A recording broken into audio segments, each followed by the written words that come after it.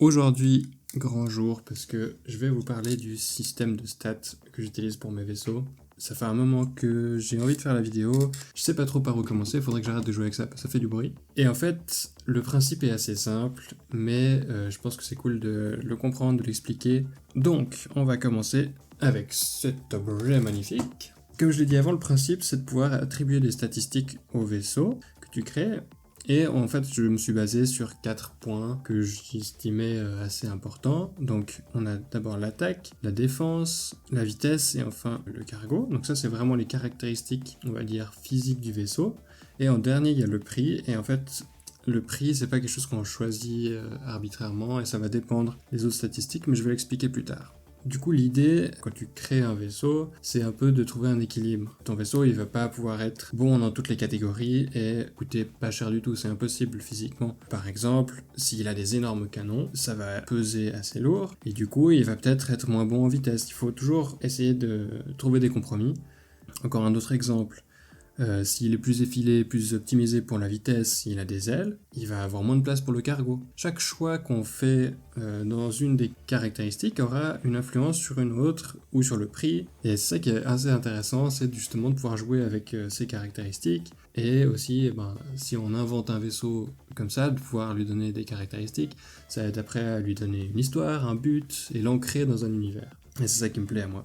Après, on peut aussi partir dans l'autre sens et imaginer un vaisseau à partir de son but. Par exemple, je me dis je veux un vaisseau cargo qui soit assez rapide, mais il va peut-être avoir moins de défense et zéro attaque. Et après, je peux construire un vaisseau avec ces idées en tête, avec déjà les caractéristiques en tête, et je vais le construire en fonction de ce que j'ai décidé. Et ça peut être très intéressant aussi. Donc maintenant, je vais vous présenter les catégories et je vais vous donner des exemples pour chaque catégorie avec des petits vaisseaux que j'ai inventés. Donc en premier, on a l'attaque. Ça, on va le déterminer en fait avec le nombre de canons et peut-être la taille ou la forme des canons. Si je prends tout simplement le V-Speed, c'est un grand habitué de la chaîne maintenant. Lui, il a deux canons qui sont quand même assez grands pour sa taille, qui va avoir pas mal de points dans l'attaque. Autre exemple pour l'attaque, ce serait le White Shark. Lui, il a deux versions, du coup la version civile, où il y a juste un petit canon sur le toit.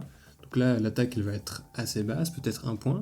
Et après, il y a la version militarisée, où là, il y a 2 canons assez gros qui sont ajoutés sur le côté. Et du coup, on va vraiment augmenter l'attaque considérablement.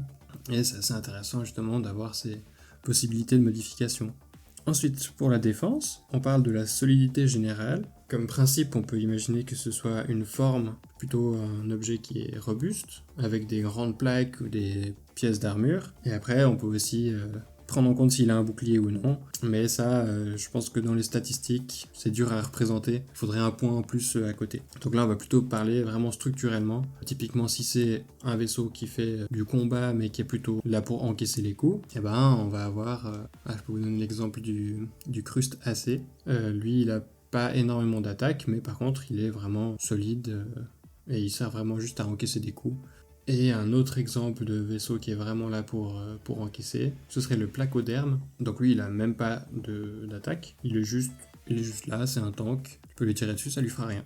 Voilà, il absorbe tout et il s'en fout. Voilà, donc c'est une stratégie comme une autre, mais c'est quand même pratique quand t'as juste pas envie de t'embêter à tirer sur les gens. Ensuite, pour la vitesse, point important, c'est que là, on parle pas de la vitesse lumière. Dans cette catégorie, la vitesse lumière, ce sera une catégorie à part, et je l'expliquerai après. C'est vraiment juste la vitesse dans l'espace ou atmosphérique. Et là, à nouveau, c'est la taille des réacteurs, le nombre de réacteurs, et après, il va aussi y avoir la forme qui rentre en jeu. Donc si le vaisseau, c'est littéralement une brique, il va pas aller très vite, surtout dans l'atmosphère. Dans l'espace, c'est moins important, mais on fait un peu une moyenne entre espace, atmosphère dans cette catégorie. Et après, s'il a des ailes, il va pouvoir aller plus vite dans l'atmosphère, parce qu'il a de la portance et il va utiliser moins de puissance des réacteurs pour se maintenir en l'air. Donc voilà, on se base sur la forme, et la portance, et la taille des réacteurs. Des petits exemples pour les vaisseaux, donc on a par exemple le Space Poulet, lui il est juste assez aérodynamique, il a des petites ailes, il va bien et il a quand même une bonne caractéristique de vitesse. Et après, on peut prendre ce petit vaisseau là aussi, on voit qu'il est très effilé, très plat, il a des ailes donc beaucoup de portance, il a un réacteur moyen et 2 tout petits réacteurs, mais vu qu'il est très léger et très aérodynamique, il va avoir une bonne caractéristique de vitesse. Ensuite le cargo, ça on parle du volume intérieur, donc si on transporte du matériel et des passagers, ou du matériel uniquement ou des passagers uniquement, on aura juste besoin de place intérieure. Et après si c'est pour des passagers, évidemment la place elle sera moins disponible parce qu'on a besoin d'avoir des équipements de survie, on a besoin d'avoir des sièges, et peut-être des toilettes, des douches dans le vaisseau, et ça va réduire l'espace cargo, enfin le point de cargo peut-être. Et pour ces exemples, j'ai pris le Mobula, lui c'est un transport de passagers, et il a du cargo, mais pas énormément, et ça compte dans l'espace qu'il y a pour les gens. Et aussi, il y a le TF11, porte du carburant, et c'est du matériel, et là on voit que le cargo, il est vraiment quasi optimisé pour ça. Et à nouveau, par contre, on voit que la vitesse, elle est plus basse. Maintenant, la partie la plus compliquée, c'est le prix. Et en fait, s'il n'y a qu'un seul point dans le prix ou deux, on peut imaginer que le vaisseau est relativement bon marché. Et après, s'il y a 5 points dans le prix, c'est vraiment un vaisseau qui est hors de prix. Ouais, ça voudrait dire que c'est quasiment impossible. Donc si tu as un vaisseau qui est à la fois super bon en tir, super bon en défense, super bon en vitesse et super bon en cargo, bah, c'est vraiment compliqué d'avoir tout ça dans le même vaisseau à un prix abordable. T'es obligé d'avoir des matériaux de pointe, t'es obligé d'avoir des armes aussi qui sont vraiment spécifiques, tu dois vraiment travailler le design pour avoir quand même la place pour le cargo et qu'il soit quand même rapide. Et tu peux pas sacrifier sur l'intégrité, donc à nouveau des matériaux ultra solides.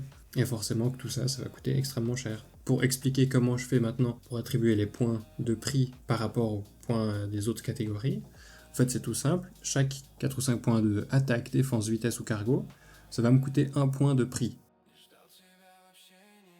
Et ensuite, chaque point d'unité spéciale, donc ça je vais en parler juste maintenant, ça va aussi coûter 1 point de prix. Donc un exemple vite fait, si vous voulez de la vitesse lumière, là ça va être un pion bleu, donc c'est un truc spécial qui va coûter très cher, donc pour avoir un moteur qui te permet d'aller à la vitesse de la lumière, il faut l'installer, il faut que ça marche, il faut un réservoir à carburant particulier, et tout ça, ça coûte très cher, donc ça coûte une unité de prix, donc la même chose que 5 points que tu pourrais mettre dans les autres catégories. Il faut prendre ça en compte aussi quand on se dit « Ah, j'aimerais que mon vaisseau soit capable de voyager à la vitesse de la lumière », ça va coûter cher.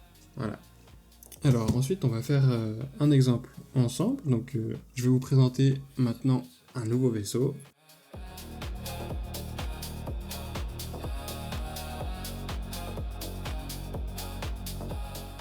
Le CHP-1 Mining Platform. Alors lui c'est un vaisseau très particulier, c'est un vaisseau de minage d'astéroïdes, il est doté d'une foreuse en dessous qui peut creuser dans les astéroïdes pour récupérer les minerais précieux, il a des réacteurs directionnels, ça veut dire qu'on peut les incliner pour l'atterrissage et en fait ils sont plus précis, il a des trains d'atterrissage magnétiques, ça veut dire qu'il pourra s'aimanter à d'autres vaisseaux ou alors s'agripper aux astéroïdes pour les transporter directement dans le vaisseau mère. Et il a un champ de vision élargi, on voit qu'il a vraiment beaucoup de surface vitrée pour avoir un bon angle de vue sur qu'est-ce qui nous entoure, où sont les astéroïdes, où sont les choses à miner, et concrètement comment ce vaisseau il est utilisé. Donc on va imaginer qu'il y a un grand vaisseau mère qui est là pour porter tout le minerai, et il y aurait plusieurs vaisseaux comme le CHP-1 qui font l'aller-retour du vaisseau mère jusqu'aux astéroïdes. Donc le vaisseau mère il arrive dans le champ d'astéroïdes, les petits vaisseaux font les allers-retours, et eux ils vont miner les minerais précieux, ils rapportent à chaque fois une petite quantité avec eux, ils ont que ce qui est précieux, et ils vont décharger ça dans le gros vaisseau. Et c'est là qu'ils se font ravitailler en fuel, et qui a les maintenances et tout ça, et où il y a les shifts justement quand les pilotes doivent se reposer. Et une fois que le gros vaisseau est plein ou qu'il n'y a plus rien à miner, le gros vaisseau il prend tout le monde et il va à une raffinerie ou directement là où il doit amener les minerais. Enfin bref, je m'égare un peu, on va revenir aux statistiques. Pour l'attaque, il a rien, parce qu'il n'a pas de canon. Donc ça c'est bon, c'est fait. Pour la défense, il a 3 points. Pourquoi est-ce qu'il a besoin de 3 points de défense? En fait, il passe sa journée dans les champs d'astéroïdes, il va être confronté à des chocs, que ce soit des petits cailloux, que ce soit à l'intérieur du vaisseau, que ce soit pendant les manipulations. Il faut qu'il soit vraiment bien construit, bien solide, et il doit aussi porter des charges très lourdes, donc il a besoin d'avoir une bonne intégrité. Pour la vitesse, là il n'y a qu'un seul point, qu'il est assez lent, il n'a pas besoin d'aller très vite, il doit juste faire des allers-retours du vaisseau mère aux astéroïdes, donc il va tranquillement faire ça. Ça lui économise du carburant, il en a pas beaucoup, il n'a pas un grand réservoir de carburant, parce qu'il veut optimiser en fait la place qu'il peut avoir pour transporter le cargo. Et en parlant du cargo, justement, là il a aussi 1 point, c'est pas énorme non plus, mais ça suffit, parce qu'il va miner et va extraire que ce qui est important, donc il n'y a pas besoin de prendre tout l'astéroïde complet, il peut faire un minage sélectif, et par exemple il va miner un astéroïde, et il va libérer des particules qui sont intéressantes, il va les attirer vers lui avec un rayon tracteur ou un aimant, et là il va vraiment garder que ce qui est précieux, donc il n'a pas besoin d'énormément d'espace. Une fois qu'il est plein, il retourne se vider dans le vaisseau mère. Et il est capable de transporter des astéroïdes, mais ça compte pas dans le cargo intérieur, donc j'ai mis qu'un seul point. Après, il a une capacité spéciale. La foreuse qu'il a, c'est pas dans les catégories normales, donc je dois lui mettre un point spécial dans l'unité en haut. Donc là c'est le bouton jaune transparent. J'aime bien mettre des choses transparentes dans les spéciaux, comme ça on voit que c'est spécial. Et après, avec tout ça, on va s'intéresser au prix. Donc là, il a 5 points au total dans les caractéristiques normales, plus 1 point de caractéristiques spéciales, ça fait qu'il va avoir 2 points dans le prix. Il faut que le prix soit abordable parce que la compagnie de minage, elle va devoir en acheter plusieurs, une vingtaine peut-être. Si chaque petit vaisseau est trop cher, on va juste se ruiner en achetant ces vaisseaux.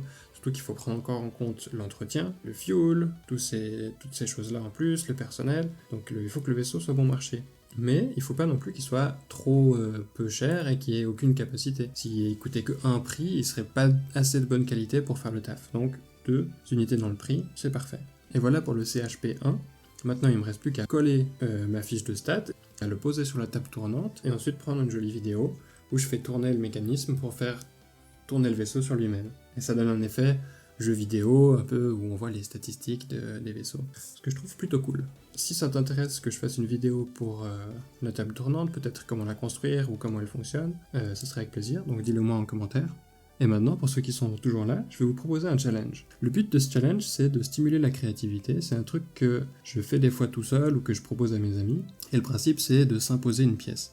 Pour ça, c'est cool d'avoir des pièces un peu spéciales qu'on trouve un peu en cherchant dans notre caisse à Lego ou justement que l'autre nous impose. Et c'est très rigolo, des fois on peut penser à des pièces un peu bizarres, un peu loufoques. Et le but, ça va être de faire un vaisseau en partant de cette pièce. Et la pièce que je vais imposer, c'est celle-là. Donc la numéro 30228, de son nom complet, ustensile ou outil pour minifigure, marteau à moteur, marteau-piqueur. Alors c'est traduit littéralement de l'anglais, mais on voit que c'est un nom un peu compliqué. Si vous n'avez pas cette pièce, vous pouvez la trouver dans le set 60450, Wheel Loader, ou dans le set 60429, Vaisseau spatial et découverte d'astéroïdes. Ces deux sets-là, ils sont à moins de 20 francs, donc c'est assez abordable. Après, vous n'avez pas besoin d'acheter un set exprès pour faire ce challenge non plus. Le but, c'est justement d'essayer de créer quelque chose avec une pièce spéciale. Pour ceux qui vont vraiment faire le challenge, vous pourrez m'envoyer une photo à mon adresse email, qui apparaît à l'écran maintenant, et que vous pourrez retrouver en description également. Et je pourrai présenter vos photos et vos vaisseaux dans la prochaine vidéo.